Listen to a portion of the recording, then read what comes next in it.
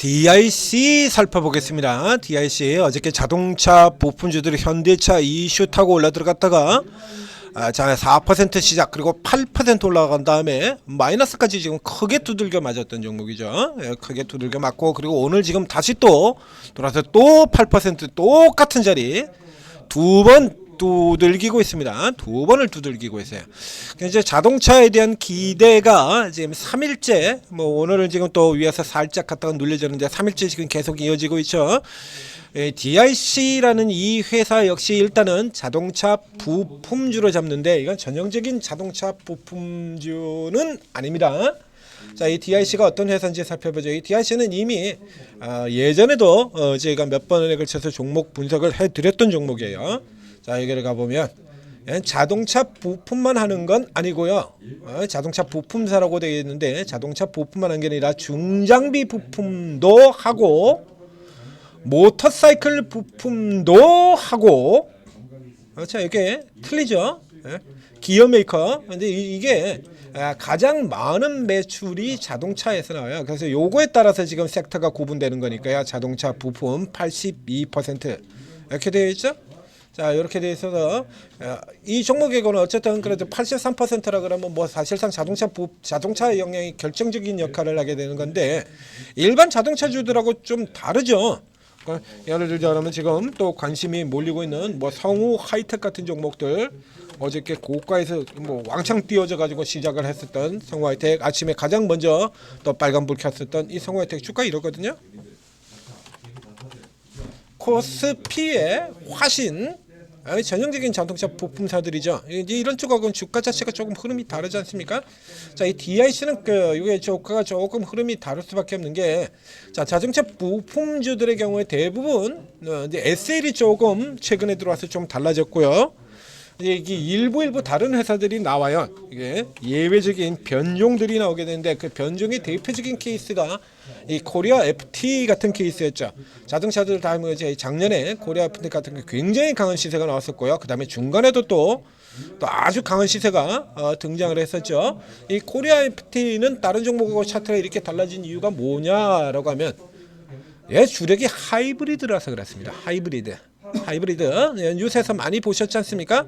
이제 전기차가 캐즘 들어가고 전기차가 덜 팔리고 밀려나는 대신에 하이브리드가 살아나면서 자, 그래서 TV 광고 같은 경우도 우리가 주목해서 살펴볼 필요가 있다라고 했지 않습니까? 그래서 뉴스에 하이브리드가 뜬다 다시 뜬다 이런 뉴스 나왔을 때 TV 광고에 뭐가 나왔죠? 토요타 전설의 그 유명한 우리한테 뭐 소나타가 있다 그러면 그 유명한 전설의 하이브리드카 토요타 프리우스 광고가 등장을 했습니다.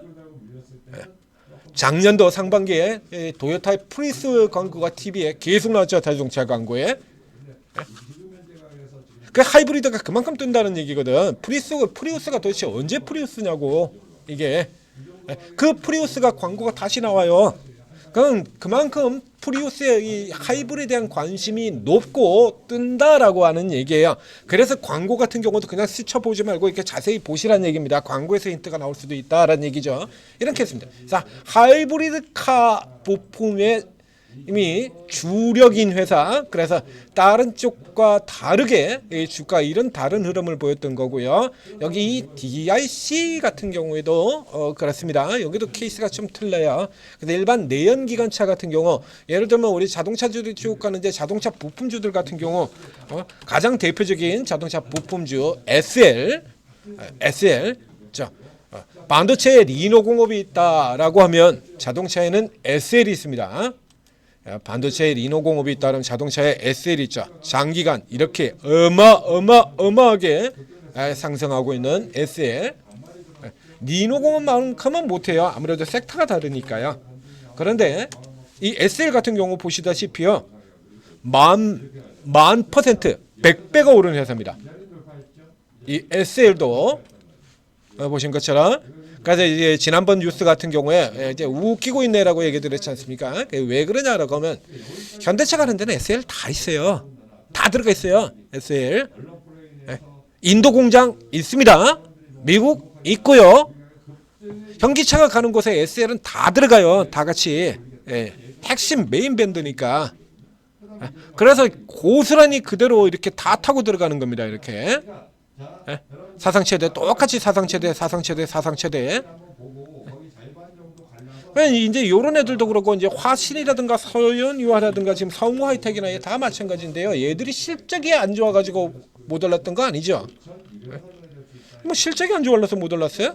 그러니까 한마디로 이것도 자동차 부품 같은 경우도 일종의 테마 같은 성격을 띠는 거예요. 이게 보시다시피 실적이 안 좋으면 뭐가 안 좋아? 이렇게 좋은데.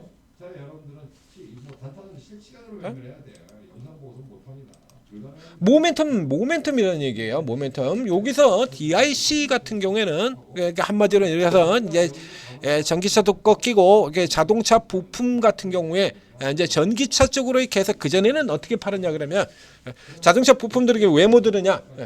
전기차가 주력이 되게 되면 전기차는 일반 내연기관차에 비해서 들어가는 부품 숫자가 현저히 적습니다.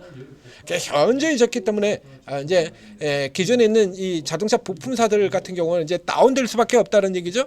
그래서 앞에 늘 나왔던 대로 섹터가 다운된다는 얘기입니다. 그러니까 섹터가 아래로 내려가기 때문에 전체적인 섹터가 계속해서 그래서 뭐 중간에 보면 뭐 부품사들 뭐 자빠졌다는 등 뭐 얼마가 도산을 됐다는 등 뭐 아웃될 거라는 등 이런 뉴스들 같은 경우는 계속 나오죠. 그래서 내연기관 쪽에서 우리 늘 하는 대로요. 전기차라든가 이쪽이 좋은 쪽은 보지 않고 늘 그런 얘기 들었잖아요. 자기들이 팔고 있을 때는 나쁜 쪽만 집중시킨다. 그래서 전기차가 막 나고 있을 땐 전기차 성장 부분은 깽그리 무시해버리고 내연기관 쪽이 안 좋다 해서 두들겨 패버렸죠. 자동차주들. 그러고선 들어간 다음에 중간중간 한 번씩 보시는 것처럼 다시 또 당겨 올렸다가 패대기 쳤다가 당겨 올렸다 패대기 쳤다 이걸 계속 반복해서 들어가고 있는 건데 이 DIC 같은 경우에는 전기차 부품 쪽이 강한 회사입니다. 전기차 부품이. 그래서 상대적으로 중간중간 이렇게 모멘텀을 타고 이렇게 올라 들어가는 실적은 뭐죠? 전기차 부품 이게 자동차 부품사들 같은 경우 대부분 다 같으니까요. 그래서 이제 쭉 올라 들어갔다가 이제 둘러서 내려오는 흐름들 보이고요. 이제 다시 돌아 들어가는 거죠. 최근 같은 경우에는 자, 앞에서 보신 것처럼 예산은 자동차 부품만 하는 게 아니고 기어도 다루는 종목이라서 로봇 분야에도 끼어 들어가 있습니다. 로봇 쪽에도 들어가요. 얘가 그래서 로봇 모멘텀 타고 지난번에 이렇게 아주 강력한 시세를 보였던 거죠. 그러니까 자동차 외에 또 다른 모멘텀을 가지고 있느냐? SL 같은 경우에 싸다, 그렇죠? 그리고 뭐 미국 공장 거기서는 미국 공장 이슈 가지고 지금 SL을 잡아당겼는데요. 그 미국 공장에 SL만 있는 거 아닙니다. 서현이와 화신 이런 애들도 다 있어요. 위야 뭐 없어? 당연히 다 있죠. 그러니까 상대적으로 SL이 싸기 때문에 그러는 거죠. SL 3배였습니다. 3배. SL 주가가 이렇게 들어왔는데도 불구하고 3배예요. 그러니까 상대적으로 가격 모멘텀, 저가 모멘텀이 있건 뭐가 됐건 모멘텀이 있는 쪽의 종목을 골라야 된다라는 얘기입니다. 그게 우선이죠. 기관의 룰 설명드렸지 않습니까? 1번 모멘텀이 있냐 없냐, 두 번째 롱숏이 되냐 안 되냐, 세 번째 내로남불 연기금님이 사주신다 그러면 일단 무조건 들어갑지요. 그럼 외국인들이 드립다 매수하고 있다라고 하면 뭐 안전판이 확보되니까 그래가지고 지들이 사는 종목은 겁나게 좋고 개인들이 사는 종목은 일단 무조건 픽아웃이고 계속해서 반복이 되는 거죠. 이런 의미에서 살펴본다라고 하면 이제 수급도 자동차는 똑같아요. 그러니까 수급도 살펴볼 필요가 있다니까. SL이 자동차 부품의 왕이다. 이건 변함이 없는 거고요. 자, 그다음 이제 두 번째 종목을 찾게 되는 건데 두 번째 종목이 항상 다릅니다. 그래서 변동성을 노리는 쪽이라 그러면 어제 성우하이텍 같은 경우가 올라왔습니다만 변동성을 노린다 그러면 아진산업 같은 종목을 선택을 해야 되는 거고요. 아진산업 변동성 쭉 치고 자동차 부품주들 튀고 나올 때 단타 치고 들어가는 종류 이거는 아진산업이죠. 이렇게 이런 건 아진산업 얘가 짱입니다. 아진산업 그 다음에 움직이는 종목이 구형테크 같은 종목들이고요. 단기 변동성 배팅은 아진산업 같은 종목이 짱이에요. 성우하이텍이 아닙니다. 성우하이텍은 코스닥 내 1위 자동차 부품 1위 사고요. 그러니까 코스닥에서 친다 그러면 성우하이텍은 SL 같은 회사가 되는 거예요. 그래서 여기 같은 경우 이제 코스피 쪽으로 돌아 들어간다라고 하면 안정적인 측면에서는 그래도 모멘텀이 뭐라도 하나 더 있는 종목, 그리고 아래 하단이 이렇게 계속 받치고 이미 우상향돼 있지 않습니까? 지금 11월 저점에서부터 시작해서 계속 저점이 매달 저점이 올라가고 있잖아요. 이런 종목들 같은 경우를 노리는데, 자, 이 케이스 같은 경우도 역시 마찬가지 위로 들어가면 이 벽이 지금 아주 강하게 막혀 있죠. 그냥 이거 위쪽으로 따라붙으면 안 된다는 얘기예요. 이거 자, 쭉 들어가 보면 이게 이렇습니다. D로 이렇게 만들면 바로 보이죠? 지금 이 자리가 얼마나 위치를 차고 있는가. 그래서 이런 케이스들 같은 경우는 이제 아래쪽에 이제 저가가 확대되니까 어제 이제 밀려 내려왔을 때 4,500원 뭐 이런 선에서 이제 접근해야 되는 거고요. 여기서 사거나 아니면 아예 그렇죠? 이거 돌파 나올 때 위로 돌파 나올 때 이때 붙어가지고 여태 붙으면 돌파 떨어지게 되면 다시 여기까지 그냥 치고 들어간다라는 얘기 되는 거야. 여기까지 들어가게 되니까 이렇게 노리시거나 이 돌파 들어가서 쭉 뻗어가는 이렇게 노리거나 아니면 저가에서 들어가거나인데 뭐 아직까지는 이게 굳이 자동차를 이런 종목을 저가에서 사실 필요는 없을 것 같습니다. 맞죠? 저가에서 지금 뭐 여기서 저가에서 노리실 필요까지는 없을 것 같고요.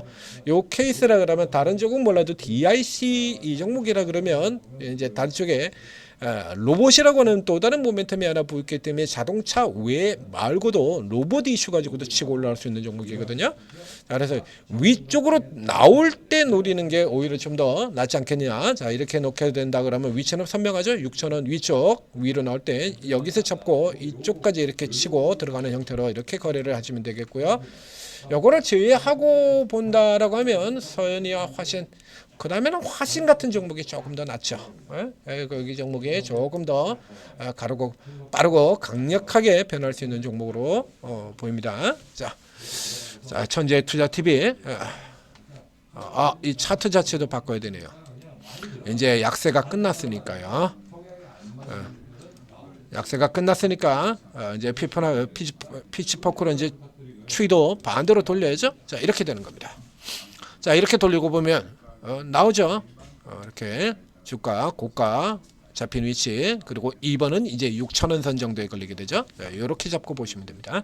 천재투자TV 구독, 좋아요 눌러주시고, 그리고 천재투자TV에서 만든 오르고 앱, 요거 이제 활용을 하셔야 돼요. 이거 이제 오늘 같은 거 보면 뭐 난장판이지 않습니까? 올랐다 내렸다 올라갔다 내려갔다 난장판이 돼요. 이건 뭐 이 정도 사업 흐름이다라고 하면 이거 이제 오픈되면 거기다 넥스트 트레이드도 있겠다, 열려 있겠다, 뭐 이제 롱숏 개판될 확률이 뭐 그냥 증시의 절대라는 거는 없습니다만 공매도 제기되면 깨지진 않더라도 종목별로 난장판 될 확률은 그냥 100%라고 보시면 되겠습니다. 100%예요. 99.9999999%보다 높습니다. 자, 이거 오르고 들어오시면 앱 다운로드 설치받고 간단하게 무료 회원 가입한 다음 이렇게 입장을 하시면 이게 전문가분들이 이렇게 쭉 이렇게 있다라는 얘기야. 24분의 전문가분들이 이렇게 쫙 있습니다. 맨 위에 보면 매일 단타방, 그렇죠? 그래서 단타 종목들도 매일매일 그때 가장 강한 종목들, 그리고 스윙으로도 그때 가장 강한 종목들, 또 길고 보셔가지고 크게 먹을 수 있는 종목들, 뭐 이런 종목들 제가 다 추천을 드리죠. 저 방산주, 조선주 이런 것들, 요거 놓치신 분들은 이거 사세요. 요거 놓치신 분 이거 사세요. 그래서 다 추천드렸지 않습니까? 그래서 초단타 장중에 번개같이 먹고 나는 단타서부터 제가 저기까지 다 드려요. 저 위에 꼭대기 들어가가지고 덜컥 물리게 드리지 않고 제 뭐 바닥 쪽에서 돌아 나오는 거 잡는 데 집중을 하고 있죠. 그래야 뭐 하나를 잡아도 크게 먹을 거 아닙니까? 어차피 위험은 똑같은 건데 바닥에서 잡아가지고 못 올라가는 거나 고가에서 잡아가지고 쳐 눌리는 거나 위험 똑같지 않습니까? 어차피 위험 항상 똑같은 거예요. 그러니까 똑같은 쪽이라 그러면 일단 뭐 위쪽에서 가는 경우는 확률적으로라도 오를 확률이 조금 높다라고 한다 그러면 대신 먹을 크기가 적죠. 바닥에서 잡는 케이스 같은 경우 먹을 크기가 큰 거고요. 그래서 저 앞쪽에 바닥에서 돌아오는 바이오 같은 경우에도 바이오들은 작년서부터 계속 나갔던 자, 이 브릿지 바이오 400% 아닙니까? 400%. 저점 대비 400%가 올라 들어갔어요. 자, 그래서 이런 종목들 뭐 유리기판에 필요 없어서 어저께 주가가 좀 눌려 들어갔었는데요. 많이 올랐다. 지금 뭐 이제 저점에 추세 저점에서 눌려 있죠. 유리기판 같은 종목도 어디서 나갔어요? 여기서 나갔잖아요. 이거. 하나오션 추천 어디서 나갔습니까? 다 이런 거 잡아드려요. 그래야 여러분들이 적어도 대형주의 경우는 30%, 그렇죠? 중성주 코스닥 종목 같은 경우는 한 50%이 정도는 먹어야 양이 찰 거 아니에요. 이 정도는 뭐 하나 될 때, 그렇죠? 뭐 하나라도 될 때 크게. 그래서 저 브릿지텍 같은 경우, 브릿지바이오 같은 경우도 그래서 뭐 중간 이제 뭐 그 사이클도 큽니다만 뭐 내일이 들고 있었다라고 하면 400%가 되죠. 중간 계속 늘었어도 몇백 퍼센트 따따블 정도 한 200% 수익은 충분히 나오는 종목이었다는 얘기죠. 그런 거 하나 먹게 되면 다른 쪽에서 좀 가진 거 같은 거 다 많이 되지 않겠습니까? 자, 이제 그 공매도 플레이가 재개가 된다라고 하면 또 이렇게 쳐 눌리는 종목들, 지금 화면에 보이는 하나오션처럼 또 이렇게 쳐 눌리는 종목들 반드시 나온다라는 얘기죠. 그럼 이런 것도 잘 잡고 들어가면 다시금 뭐 적어도 30%, 50% 혹은 더블 먹을 수 있다는 얘기입니다. 오르고 활용하셔야 됩니다. 자, 오르고 쓰시고 성공 투자하시기 바랍니다.